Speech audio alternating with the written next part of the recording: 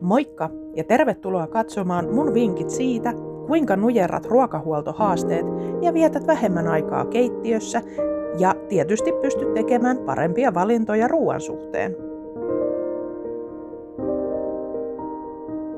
Tee suunnitelma viikon ruuista. Esimerkiksi 2 kala-ateriaa, 1 kasvisruokapäivä, 1 punaisen lihan päivä ja loput 2 broileria. Näistä koostuukin helposti lähes 2 viikon ateriat, kun teet kerralla parin päivän ruuat, eli 1 kasvisateria riittääkin 2 päivälle ja niin edelleen. Samalla saat vaihtelua ruokavalioon, eikä tule syötyä sitä ainaista jauhelihaa.